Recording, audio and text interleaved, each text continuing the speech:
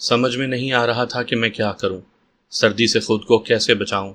دفعتاً میری نظر بیڈ پر بچھی سفید رنگ کی چادر پر پڑی تو دل میں موہوم سی امید پیدا ہوئی۔ میں نے چادر اٹھا کر اپنے جسم کے گرد لپیٹ لی۔ گو اس سے سردی سے بچاؤ ناممکن تھا، لیکن کچھ نہ ہونے سے بہتر تھا۔ اس لمحے میری جو کیفیت تھی وہ ناقابل بیان ہے۔ میں بستر پر بیٹھ گیا۔ بیسمنٹ میں روشن دان سے آتی صرف چاند کی مدھم روشنی پھیلی ہوئی تھی۔ ساری رات میں نے ٹھٹھرتے جاگتے اور بے چینی میں گزاری۔ بھوک بھی بے حد لگ رہی تھی، لیکن جانتا تھا کھانے کو کچھ نہیں ملے گا۔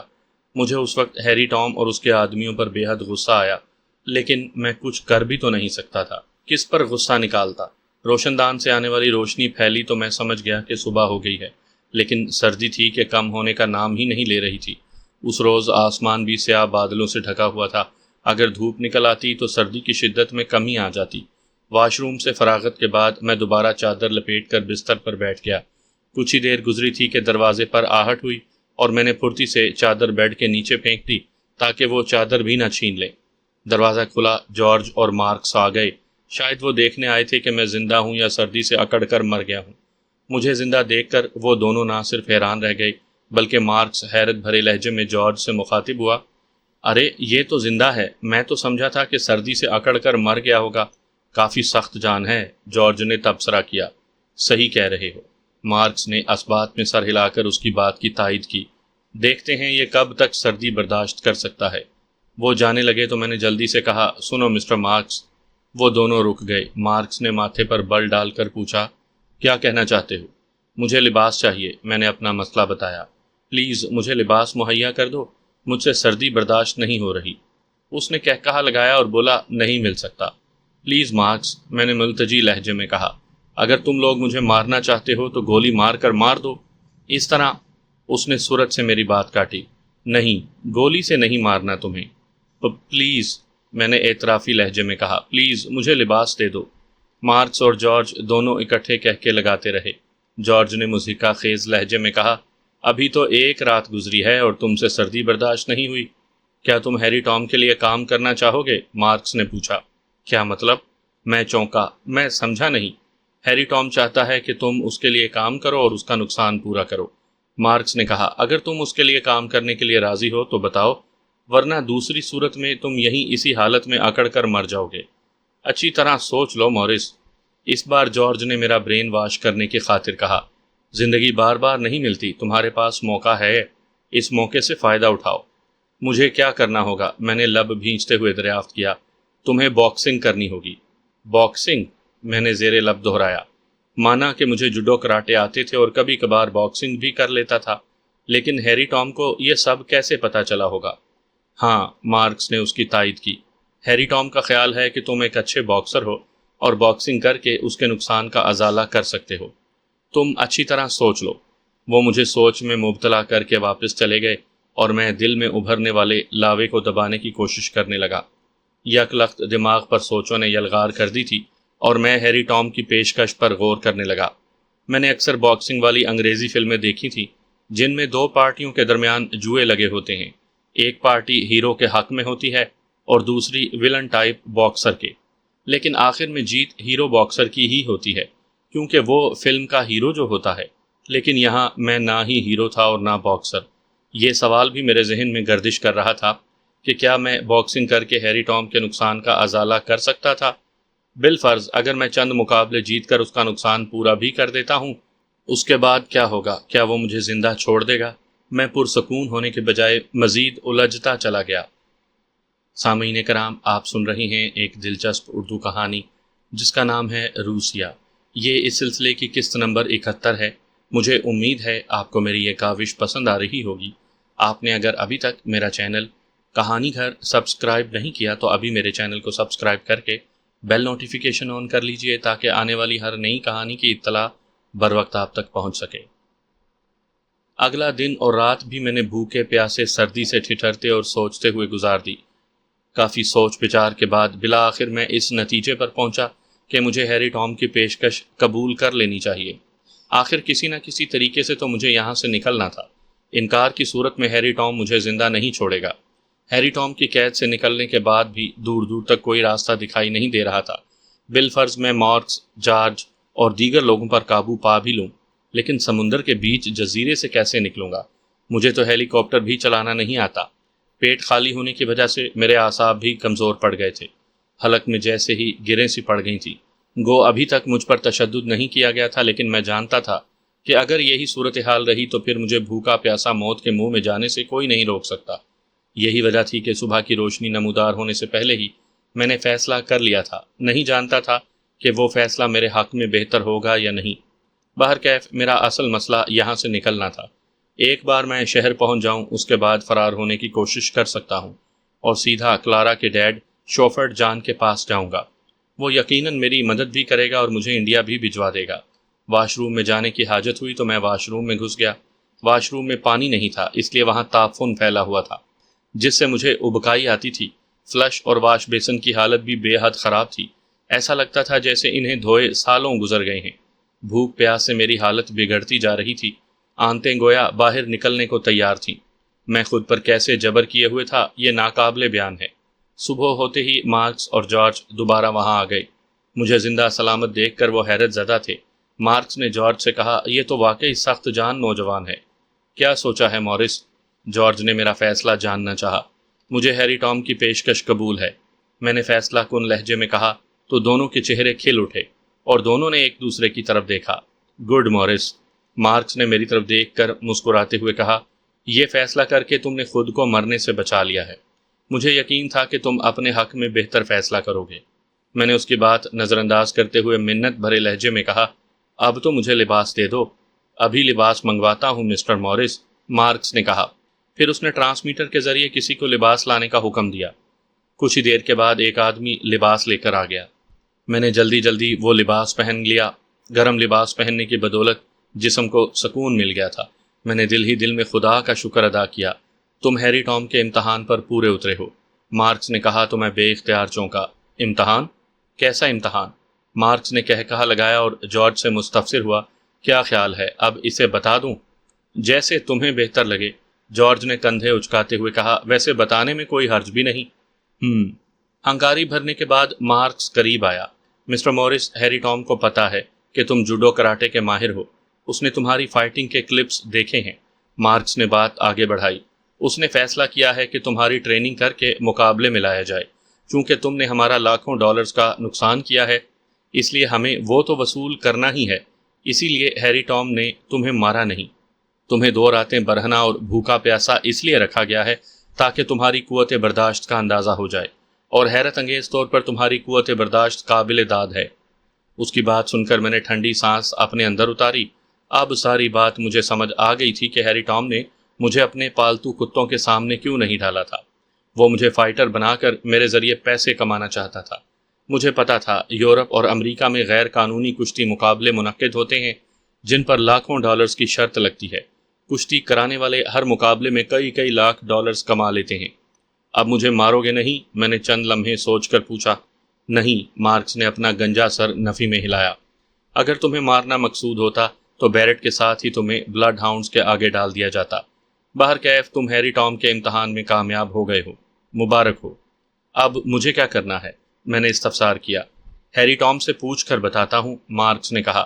پھر اس نے مسلح آدمیوں کو بلا لیا اور بیسمنٹ سے نکل کر میں ان کے گھیرے میں ایک اور کمرے میں پہنچ گیا جہاں ناشتے کے لوازمات موجود تھے۔ ہم سب نے وہیں بیٹھ کر ناشتہ کیا۔ مارکس اور جارج مجھ سے ایسے پیش آ رہے تھے جیسے ہم برسوں سے شناسا ہوں۔ میں نے بھی خوب ڈٹ کر ناشتہ کیا تھا کیونکہ 2 دن کی بھوک اور پیاس تھی۔ ناشتے کے بعد مارکس اٹھتے ہوئے بولا، میں مسٹر ہیری سے بات کر لوں۔ میں بھی اس سے بات کرنا چاہتا ہوں، میں نے جلدی سے کہا تو اس کے ماتھے پر شکنیں ابھریں۔ کیوں؟ تم نے کیا بات کرنی ہے؟ مارکس نے آنکھیں چوڑی کر کے پوچھا۔ بہت ضروری بات ہے۔ میں اس سے پوچھ لیتا ہوں، میں انتظار کر رہا ہوں۔ وہ چلا گیا اور میں ہیری ٹام کے بارے میں سوچنے لگا۔ ہیری ٹام واقعی کایاں آدمی تھا۔ میری قوت برداشت دیکھ کر اس نے مجھے مارنے کے بجائے اپنے مقاصد کے لیے استعمال کرنے کا فیصلہ کر لیا تھا تاکہ میرے ذریعے اپنا نقصان پورا کر سکے۔ نقصان پورا ہونے کے بعد وہ میرے ساتھ کیا سلوک کرے گا میں یہ نہیں جانتا تھا۔ ویسے بھی یہ بات کی بات تھی، اس وقت دیکھی جائے گی۔ اس دوران میرے ذہن میں فوری طور پر ایک پلان آ گیا تھا۔ میں ہیری ٹام کے سامنے شرط رکھنا چاہتا تھا کہ وہ رتن کمار سے میری بہن واپس دلا دے تو میں اس کے لیے کام کرنے کو تیار ہوں۔ مجھے کبھی امید تھی کہ وہ ایسا کر سکتا ہے کیونکہ اسی کے اڈے سے ہی روزینہ کو فروخت کیا گیا تھا۔ دفعتاً مجھے لڑکیوں کا خیال آیا تو میں نے جارج سے پوچھا، مسٹر جارج، لڑکیاں کہاں ہیں؟ کون سی لڑکیاں؟ اس نے چونک کر پوچھا۔ وہی جو میرے ساتھ فرار ہو رہی تھیں۔ وہ، اس نے وہ پر زور دیا، انہیں دوبارہ بلیک پوائنٹ جزیرے پر پہنچا دیا گیا ہے۔ یہ سن کر میں نے ہونٹ بھینچ لیے۔ اس لمحے مجھے بہت افسوس ہوا۔ بیچاریوں نے میرے ساتھ فرار ہونے کی بے حد کوشش کی تھی، لیکن ان کی خواہش ہی رہ گئی تھی۔ وہ دوبارہ اسی گناہ کے اڈے پر پہنچا دی گئی تھیں جہاں سے فرار ہوئی تھیں، اور نہ جانے اب ان کے ساتھ کیا سلوک کیا جائے۔ کیا وہ تمہیں یاد آ رہی ہیں؟ دفعتاً مجھے سوچ میں ڈوبا دیکھ کر جارج نے کہا تو میں نے چونک کر اس کی طرف دیکھا، تاہم میں نے کوئی جواب نہ دیا۔ لگتا ہے کسی لڑکی سے محبت ہو گئی ہے، اس نے اپنا اندازہ لگایا۔ نہیں، مجھے کسی سے محبت نہیں ہوئی، میں نے سرد لہجے میں کہا۔ مجھے افسوس ہے کہ وہ دلدل سے نہیں نکل سکیں۔ جارج نے بھرپور کہا لگایا۔ ہماری دسترس سے فرار ہونا بہت مشکل ہے مورس۔ اس نے طنزیہ لہجہ اختیار کیا۔ اب یہی دیکھ لو، تم نے فرار ہونے کی کوشش کی لیکن بالآخر پکڑے گئے۔ میں نے کوئی جواب نہ دیا۔ کچھ دیر کے بعد ایک آدمی آیا۔ اس نے جارج سے کہا کہ مسٹر مورس کو لے آؤ۔ مجھے اس کمرے میں لے جایا گیا جہاں میری ہیری ٹام سے ملاقات ہوئی تھی۔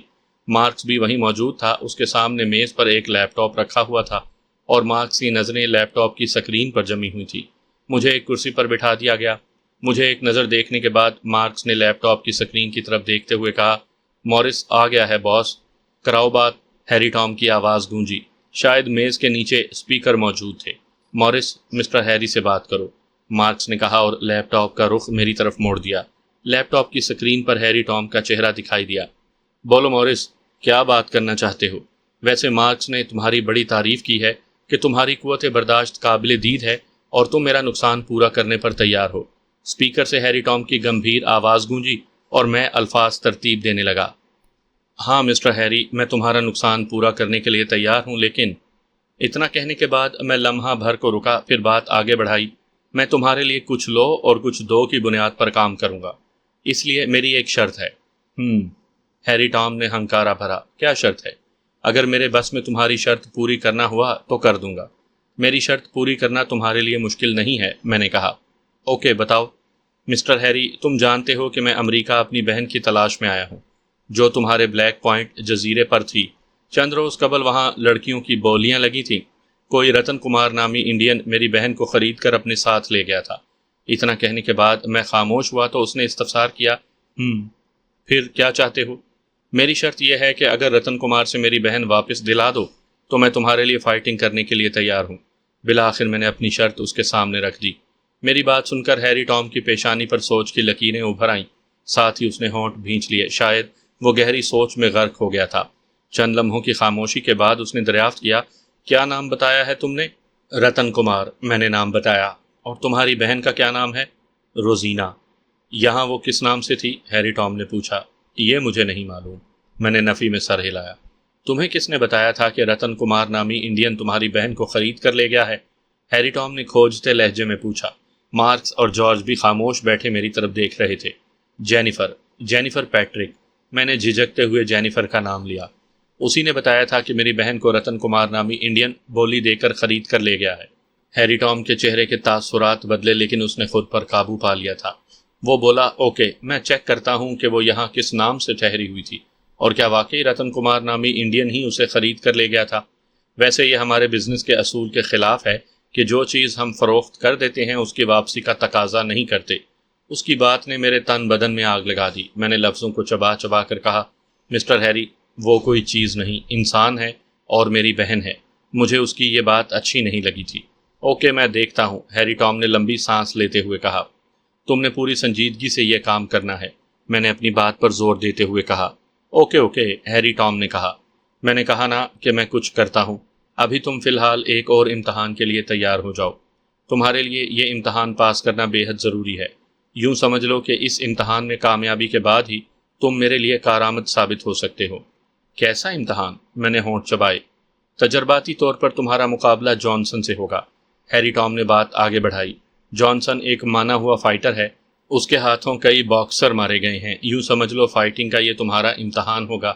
اگر تم اس امتحان میں کامیاب ہو گئے تو زندہ رہو گے، ورنہ دوسری صورت میں تمہیں فوری طور پر یا تو بلڈ ہاؤنڈز کے آگے ڈال دیا جائے گا یا قید کر دیا جائے گا۔ کیا امتحان لینا ضروری ہے؟ میں نے کہا۔ ایک امتحان پہلے بھی تو لے چکے ہو۔ ہاں، اور تم اس میں کامیاب بھی ہو چکے ہو، ہیری ٹام نے اعترافی لہجے میں کہا۔ لیکن یہ امتحان بھی پاس کرنا ضروری ہے مورس، تاکہ مجھے تمہاری صلاحیتوں کا اندازہ ہو جائے۔ اگر تم اس امتحان کے لیے تیار نہیں ہو تو پھر میرے حکم پر تمہیں کال کوٹڑی میں بند کر دیا جائے گا، جہاں تم مرتے دم تک رہو گے، اور تم اپنی بہن کو بھی نہیں دیکھ سکو گے۔ سوچ لو مورس، اگر تم اپنی بہن کو حاصل کرنا چاہتے ہو تو تمہیں یہ کرنا ہوگا۔ گویا تم مجھے بلیک میل کر رہے ہو۔ نہیں، میں تمہیں بلیک میل نہیں کر رہا، سیدھی سی بات بتا رہا ہوں۔ ہیری ٹام نے پینترا بدلا۔ اوکے، میں تیار ہوں۔ چند لمحوں کے بعد میں نے حامی بھرتے ہوئے کہا، کامیاب ہونا شرط ہے۔ میں تمہارے امتحان میں ضرور کامیاب ہوں گا، میں نے پورے وثوق سے کہا۔ تمہارا لہجہ بتا رہا ہے کہ تم کافی پر اعتماد ہو، ہیری ٹام نے زیر لب مسکراتے ہوئے کہا۔ یہ گاڈ گفٹڈ ہے۔ اور کچھ؟ مسٹر ہیری، ایک درخواست ہے۔ ہاں بولو۔ میرے ساتھ جو لڑکیاں فرار ہوئی تھیں تم ان کو چھوڑ دو، میں نے ٹھہرے ہوئے لہجے میں کہا۔ ہیری ٹام کے چہرے کے تاثرات بدل گئے، لیکن اس نے کمال مہارت سے خود پر قابو پا لیا۔ ایسا نہیں ہو سکتا مورس، پلیز مسٹر ہیری، میں نے التجا کی۔ ان کو چھوڑ دو، ان پر میرے لاکھوں ڈالرز خرچ ہوئے ہیں، ہیری ٹام نے جواباً کہا۔ ان کا کیا ہوگا؟ ان پر تمہارے جتنے پیسے خرچ ہوئے ہیں وہ میں تمہیں ادا کر دوں گا، میں نے کہا۔ اور میں جانتا ہوں میرے مقابلے جیتنے کی صورت میں تمہیں تمہارے پیسے مل جائیں گے، بلکہ دگنے ہی مل جائیں گے۔ بہت ذہین ہو، کیا تم ان لڑکیوں کو چھوڑ رہے ہو؟ میں نے بلا تعامل استفسار کیا۔ چند لمحے سوچنے کے بعد اس نے کہا، اوکے، میں انہیں چھوڑ دیتا ہوں۔ تھینک یو، مارک سے بات کرواؤ۔ میں نے ہیری ٹام کے حکم کی تعمیل کرتے ہوئے لیپ ٹاپ کا رخ مارکس کی طرف موڑ دیا۔ مارکس نے مؤدبانہ لہجے میں پوچھا، یس مسٹر ہیری۔ مارکس، تم اس کا مقابلہ جانسن سے کراؤ، ہیری ٹام نے اسے ہدایت دی۔ میں اس کا سٹیمنا چیک کرنا چاہتا ہوں، وقت مقرر کر دینا۔ اگر یہ مقررہ وقت تک جانسن کو شکست دے دے تو پھر یہ ہمارے لیے کارآمد ہو سکتا ہے، ورنہ یہ ہمارے لیے بیکار ہے۔ یس مسٹر ہیری، مارکس کا لہجہ مؤدبانہ تھا۔ اگر یہ جانسن سے شکست کھا جائے تو ہیری ٹام کی پرسوچ آواز میری سماعت میں پڑی، تو اسے گولی مار کر سمندر برد کر دینا۔ Okay mister Harry. رابطہ منقطع ہو گیا، لیکن میرے دماغ میں ہیری ٹام کی بات گونج کر رہ گئی۔ اگر میں جانسن سے ہار گیا تو مجھے مار کر میری لاش سمندر میں پھینک دی جائے گی۔ گو یہ بات ہی ایسی تھی کہ مجھے پریشان ہونا چاہیے تھا، لیکن میں پریشان نہیں ہوا۔ مجھے اپنی صلاحیتوں پر یقین تھا کہ میں جانسن نامی باکسر کو شکست دینے میں کامیاب ہو جاؤں گا۔ یہ میں نے اسے دیکھے بغیر ہی اندازہ لگا لیا تھا۔ مجھے دوبارہ اسی کمرے میں پہنچا دیا گیا جہاں میں نے کھانا کھایا تھا۔ یوں اچانک کایا پلٹ جائے گی میں نے سوچا بھی نہیں تھا، لیکن جو بھی تھا میرے حق میں بہتر تھا۔ بس مجھے میری بہن واپس مل جائے، اس کے بعد ہیری ٹام کو دوسری دنیا بھیجنے میں ایک لمحے کی بھی دیر نہیں لگاؤں گا۔ ایک طرح سے یہ اچھا ہو گیا تھا کہ میں ہیری ٹام کا ساتھی بن رہا تھا، اس کے قریب رہ کر میں اس کے خلاف کام کر سکتا تھا۔ اس کے بعد اسماعیل شاہد اور چودھری باسط کی باری تھی۔ وہ دونوں روسیاہی انسان جب تک دندناتے پھریں گے مجھے سکون نہیں ملنے والا۔ انہیں کیفر کردار تک پہنچا کر ہی مجھے سکون ملنا تھا۔ 1 گھنٹے کے بعد میری جانسن نامی فائٹر سے فائٹنگ تھی۔ مارکس کے بقول یہ میرا فائٹنگ کا امتحان تھا۔ اگر میں اسے زیر کرنے میں کامیاب ہو گیا تو ہیری ٹام کی نظروں میں میری عزت بڑھ جائے گی اور میں اس کا منظور نظر بن جاؤں گا۔ گو میرے لیے بھی یہ فائٹنگ کا پہلا تجربہ تھا، اس لیے مجھے پریشانی بھی تھی، لیکن میں نے خود کو نارمل رکھا۔ یہ فکر بھی دامن گیر تھی کہ اگر میں جانسن کو شکست نہ دے سکا تو پھر ہیری ٹام مجھے بلڈ ہاؤنڈز کے سامنے ڈال دے گا یا پھر میری باقی زندگی بیسمنٹ میں گزرے گی۔ میں نے شکست کا احساس خود پر حاوی نہ ہونے دیا۔ اگر یہ احساس مجھ پر حاوی رہتا تو پھر شکست میرا مقدر بن جاتی۔ مجھے جانسن سے ڈٹ کر مقابلہ کرنا تھا اور اسے شکست سے دوچار کرنا تھا۔ دونوں مسلح آدمی بدستور میرے سر پر سوار تھے اور مجھے ان سے کوفت محسوس ہو رہی تھی۔ جانسن کثرتی جسم کا مالک ایک لہیم شہیم اور کلین شیو نوجوان تھا۔ اس کا چہرہ بلڈاگ کی طرح تھا، سر گنجا تھا، آنکھوں میں لومڑی کی آنکھوں کی طرح مکارانہ سی چمک تھی۔ اس کے بازو کی مچھلیاں ابھری ہوئی اور سینہ باہر کو نکلا ہوا تھا جیسے ریسلرز کا ہوتا ہے۔ وہ بھی بالکل ریسلر ہی دکھائی دیتا تھا۔ اس کا اور میرا آمنا سامنا ہوا تو میں نے خود کو اس کے سامنے بچہ محسوس کیا۔ گو قد و قامت میں ہم دونوں برابر ہی تھے، لیکن جسامت میں ہم دونوں میں زمین آسمان جیسا فرق تھا۔ وہ بلیک کلر کے ٹراؤزر میں ملبوس، ہاتھوں کی مٹھیاں بنائے ہوا میں ایک ہی جگہ مسلسل اچھل کود کر رہا تھا۔ اس کے پیروں میں فلیٹ شوز تھے اور وہ میرا سر تپا جائزہ لے رہا تھا جیسے میرے جسم کا ایکس رے کر رہا ہو۔ ساتھ ہی وہ طنزیہ انداز میں مسکرا رہا تھا۔ مجھے اس کی طنزیہ مسکراہٹ کھلتی ہوئی محسوس ہو رہی تھی۔ وہ ایک ہال نما کمرہ تھا جس کے فرش پر گولائی میں سیاہ رنگ کا ماربل لگایا گیا تھا۔ باقی کمرے میں کوئی قابل ذکر چیز موجود نہیں تھی، البتہ دائیں بائیں گیلریاں تھیں جہاں بیٹھنے کے لیے کرسیاں موجود تھیں۔ یقیناً وہ ہال کمرہ فائٹنگ کے لیے مختص کیا گیا تھا۔ مجھے کمرے میں داخل کرتے ہی دروازہ بند کر دیا گیا تھا، البتہ ایک سائیڈ کی گیلری میں مارکس اور جارج بیٹھے ہوئے تھے۔ باقی مسلح افراد ان کے دائیں بائیں اٹینشن کھڑے تھے۔ میں نے بغور جانسن کا جائزہ لیا۔ اس کی جسامت دیکھ کر میرے جسم میں سنسنی کی لہر دوڑ گئی تھی۔ دماغ میں فوراً یہ سوال ابھرا کہ کیا میں اسے جوڈو کراٹے میں شکست دینے میں کامیاب ہو جاؤں گا؟ لیکن اسے شکست دینا ضروری تھا کیونکہ میری زندگی کا انحصار اسی پر تھا۔ میں نے خود کو تسلی دی اور کہا، علی گھبراؤ مت، تم اسے شکست دے سکتے ہو۔ دفعتاً مارکس کی آواز سنائی دی۔ وہ مجھ سے مخاطب تھا۔ مسٹر مورس، جیکٹ اور شرٹ اتار دو۔ جیکٹ اور شرٹ کی وجہ سے تم صحیح سے فائٹنگ نہیں کر سکو گے۔ اوکے، میں نے کہنے کے ساتھ ہی جیکٹ اور شرٹ اتار دی۔ گو میرا جسم کثرتی نہیں تھا، لیکن بازوؤں کی مچھلیاں تھوڑی تھوڑی ابھری ہوئی تھیں۔ میں ایک سمارٹ نوجوان تھا۔ میری جسامت دیکھ کر جانسن تضحیک آمیز انداز میں ہنس دیا۔ تم ہنس کیوں رہے ہو؟ میں نے اس سے پوچھا۔ تمہاری جسامت دیکھ کر، جانسن نے مسکراتے ہوئے کہا۔ میرا مشورہ ہے شکست قبول کر لو، مجھ سے فائٹنگ کرنے کا کوئی فائدہ نہیں۔ تم 2-3 داؤ میں ڈھیر ہو جاؤ گے۔ مجھے لگا شاید اسے اپنی جسامت اور اپنی طاقت پر ناز ہے، اسی لیے اس نے یہ بات کہی۔ میں نے تحمل سے کہا، شاید تمہیں خود پر بہت غرور ہے۔ کیا تم نے ہاتھی اور چیونٹی کی کہانی نہیں پڑھی، جس میں چیونٹی نے ہاتھی کے کان میں گھس کر اسے اتنا کاٹا کہ بالآخر وہ ہاتھی مر گیا؟ یعنی تم مجھے ہاتھی اور خود کو چیونٹی سمجھ رہے ہو؟ جانسن کا لہجہ بدستور تضحیک آمیز تھا۔ تم جو مرضی سمجھ لو، میں نے جواباً کہا۔ میں تو یہ کہنا چاہتا ہوں کہ تم مجھے ہلکا نہ سمجھو۔ بعض اوقات جو چیز جیسی دکھتی ہے ویسی ہوتی نہیں۔ تمہیں اپنی طاقت پر بے حد غرور ہے شاید۔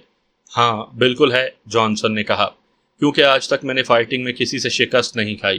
میں نے بڑے بڑے فائٹروں کو ناکوں چنے چبوائے ہیں، کئیوں کے ہاتھ پیر توڑ دیے۔ میں ناقابل شکست ہوں اور تم بھی مجھے شکست نہیں دے سکتے۔ میرا مشورہ ہے کہ تم شکست قبول کر لو۔ تم اپنا مشورہ اپنے پاس ہی رکھو اور مجھ سے مقابلہ کرو۔ میں نے دانتوں کو کچکچاتے ہوئے کہا، میں مقابلہ کیے بغیر شکست قبول نہیں کرتا۔ چلو جیسا تم چاہو، جانسن نے کندھے اچکاتے ہوئے کہا۔ میرا خیال تھا کہ تم عقل مندی کا مظاہرہ کرو گے اور اپنے ہاتھ پیر توڑوانا نہیں چاہو گے۔ دفعتاً مارکس کی آواز گونجی۔ کیا تم دونوں باتیں ہی کرتے رہو گے یا مقابلہ بھی شروع کرو گے؟ اس کے لہجے میں غصہ تھا۔ مقابلہ شروع کرو۔ جانسن نے اس بات میں سر ہلایا اور اس نے ایک بار پھر باکسر کی طرح اچھل کود شروع کر دی۔ میں چند لمحے اسے بغور دیکھتا رہا، پھر میں نے بھی مٹھیاں بنائیں اور باکسر کی طرح اچھل کود شروع کر دی۔ ہم دونوں دائرے کی صورت میں گھومنے لگے۔ جانسن نے مجھے آفر کی کہ پہلے میں اس پر وار کروں، لیکن میں نے اس کی بات صرف نظر کی اور پہلے وار نہ کیا۔ میں چاہتا تھا کہ پہلے وہ وار کرے۔ وار کرو، اس نے دانت پیستے ہوئے کہا۔ تم کرو، میں نے جواباً کہا۔ میرا وار سہ نہ سکو گے، وہ گھمنڈ میں بولا۔ ہم چند لمحے اسی طرح دائرے میں گھومتے ایک دوسرے کے وار کے منتظر رہے۔ ہم دونوں ایک دوسرے کی آنکھوں میں آنکھیں ڈالے دیکھتے رہے۔ ایک بار مارکس کی جھنجھلائی ہوئی آواز گونجی، ایک دوسرے پر وار کیوں نہیں کر رہے تم؟ وار کرو۔ چنانچہ جانسن نے ہی پہلے وار کرنے میں پہل کی۔ اس نے میرے منہ پر گھونسا مارا تھا، لیکن میں بر وقت تیزی سے نہ صرف جھکائی دے گیا بلکہ میں نے اس کے پیٹ میں بھی گھونسا رسید کر دیا۔ مجھے ایسے لگا جیسے میں نے کسی پتھر پر گھونسا مارا ہو۔ مجھے اپنی انگلیوں کی ہڈیاں چٹکتی ہوئی محسوس ہوئیں۔ پھر میں سنبھلا ہی تھا کہ جانسن نے میرے منہ پر مکہ رسید کر دیا۔ مجھے ایسا لگا جیسے کسی نے میرے منہ پر ہتھوڑا مارا ہو۔ میرے منہ سے ہلکی سی چیخ نکلی اور میں لڑکھڑا کر فرش پر گر گیا۔ میرا اوپری ہونٹ پھٹ گیا تھا اور خون بھی نکل آیا تھا۔ اٹھو، جانسن نے مجھ سے 3-4 فٹ کے فاصلے پر کھڑے ہو کر اچھل کود کرتے ہوئے کہا۔ میں نے شعلہ بار نظروں سے اسے دیکھا اور پھر اٹھ کر کھڑا ہو گیا۔ اس نے اپنے ہاتھوں میں دستانے پہنے ہوئے تھے، جبکہ میرے پاس دستانے نہیں تھے۔ اگلے ہی لمحے اس نے مجھ پر تابڑ توڑ حملے شروع کر دیے۔ وہ مجھے وار کرنے یا سنبھلنے کا موقع ہی نہیں دے رہا تھا۔ اس نے میرے منہ، سینے اور پیٹ پر وار کیے تھے۔ میں نے خود کو اس کے گھونسوں سے بچانے کی حتی المقدور کوشش کی تھی، لیکن اس پر تو گویا جنون طاری ہو گیا تھا۔ تبھی اس نے گھومتے ہوئے میرے سینے پر کک ماری تو میں اچھل کر ایک دھماکے سے فرش پر گر گیا اور میرے حلق سے نکلنے والی چیخ سے حال کمرے کے در و دیوار لرز اٹھے۔ صورتحال یہ ہو گئی کہ میں فرش پر پڑا کرا رہا تھا اور جانسن میرے قریب ہی اچھل کود کرتے ہوئے اٹھنے کے لیے کہہ رہا تھا۔ اس کے گھونسوں نے مجھے گویا دن میں تارے دکھا دیے تھے۔ میری آنکھوں کے سامنے دھندلاہٹ چھا گئی تھی اور میں دائیں بائیں سر مارتے ہوئے دھندلاہٹ کو دور کرنے کی کوشش کر رہا تھا۔ جانسن واقعی تربیت یافتہ باکسر تھا۔ کئی لمحات گزر گئے اور میں فرش پر پڑا کراتا رہا تو جانسن نے استفسار کیا، شکست تسلیم کرتے ہو؟ میں نے نفی میں سر ہلاتے ہوئے کہا، نہیں۔ ہنکاری بھرنے کے بعد وہ بولا، اٹھو پھر، اب میں تمہارے ہاتھ پیر توڑوں گا تاکہ تم شکست تسلیم کر لو۔ میں اٹھنے کی کوشش کرنے لگا اور بمشکل ہی اٹھ کھڑا ہوا۔ میری ٹانگیں لڑکھڑا رہی تھیں لیکن میں خود کو حتی الامکان سنبھالنے کی کوشش کر رہا تھا۔ اب تک میں اندر سے خود کو خاصا مضبوط سمجھ رہا تھا اور بے خوفی سے ہر صعوبت کو برداشت کرتا آ رہا تھا، لیکن پہلی بار کسی طاقتور انسان سے واسطہ پڑا تھا۔ اس سے فائٹنگ کرنے میں میرے دانت تو کھٹے نہیں ہوئے تھے لیکن دانتوں سے خون ضرور جاری ہو گیا تھا۔ تبھی جانسن ڈکراتا ہوا میری طرف بڑھا۔ قبل اس کے کہ وہ مجھ پر وار کرتا، میں نے اس کی ناک کے قریب گھونسا رسید کر دیا۔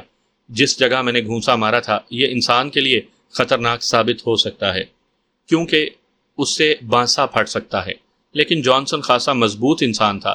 گھونسا لگنے سے نہ ہی اس کا بانسا پھٹا اور نہ ہی اس کی موت واقع ہوئی۔ البتہ مجھے ایسا محسوس ہوا تھا جیسے میں نے کسی چٹان پر گھونسا رسید کیا ہو۔ وہ سنبھلا ہی تھا کہ میں نے ایک بار پھر اس کی ناف کے قریب پہلی والی جگہ پر گھونسا رسید کر دیا۔ اس بار تو میرے گھونسے نے تھوڑا بہت کام دکھایا۔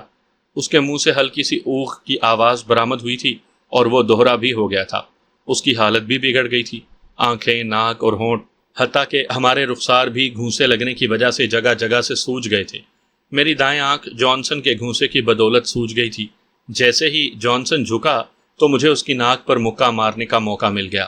میں نے پوری قوت مجتمع کرتے ہوئے اس کی ناک پر مکہ رسید کر دیا۔ میرا یہ وار ہمیشہ کارگر ثابت ہوتا تھا، مد مقابل کو ناکوں چنے چبوانے پر مجبور کر دیتا تھا۔ اس وقت بھی جانسن کی حالت متغیر ہو گئی۔ اس کی ناک سے خون جاری ہو گیا تھا۔ یقیناً اس کا دماغ بھی جھنجھنا اٹھا ہوگا کیونکہ وہ چند قدم لڑکھڑا کر پیچھے ہٹ گیا تھا۔ اس نے اپنی ناک پر ہاتھ رکھ لیا اور خونخوار نظروں سے مجھے دیکھ رہا تھا جیسے کچا چبا جانے کا ارادہ رکھتا ہو۔ میں اٹھ کر کھڑا ہو گیا تھا۔ چند لمحوں کے بعد ہمارے درمیان پھر فائٹنگ شروع ہو گئی اور تقریباً 10 منٹ تک جاری رہی۔ میں نے جانسن سے مار بھی کھائی اور میں نے اسے بہت پیٹا بھی۔ قصہ مختصر، بالآخر میں جانسن کو ڈھیر کرنے میں کامیاب ہو گیا۔ میں نے اس کی ناک پر تابڑ توڑ وار کیے تھے جس کی وجہ سے وہ ڈھیر ہوا تھا، ورنہ وہ بہت سخت جان تھا۔ اسے شکست دینے میں میرے جوڈو کراٹے کا بھی بہت عمل دخل تھا۔ ہم دونوں ہی زخمی ہو گئے تھے اور شاید جانسن بے ہوش ہو گیا تھا کیونکہ اس کے جسم میں کسی قسم کی حرکت کے آثار دکھائی نہ دیے تھے۔ میں نے مارکس اور جارج کی طرف نظر دوڑائی تو وہ گیلری میں چلتے ہوئے سیڑھیوں کی طرف بڑھ رہے تھے۔ کچھ ہی لمحوں کے بعد مارکس اور جارج گیلری سے اتر کر میرے قریب آ گئے۔ وہ ستائشی نظروں سے مجھے دیکھ رہے تھے اور میں جانسن کو دیکھ رہا تھا۔ مجھے یقین نہیں آ رہا تھا کہ میں نے لہیم شہیم جانسن کو شکست دے دی ہے۔ تبھی مارکس نے ستائش بھرے لہجے میں کہا، گڈ مورس، تم نے جانسن کو شکست دے دی ہے، تم کامیاب ہو گئے ہو۔ میں نے مارکس کی بات کا کوئی جواب نہ دیا۔ جانسن کی طرف دیکھا تو وہ اوندھے منہ فرش پر بے حس و حرکت پڑا تھا۔ ہمارے درمیان جان لیوا فائٹنگ ہوئی تھی۔ کسی ایک نہ ایک کو تو مات ہونی تھی۔ قسمت نے یہ کامیابی میرے حصے میں لکھی تھی، اس لیے میں جانسن کو شکست دینے میں کامیاب ہو گیا تھا۔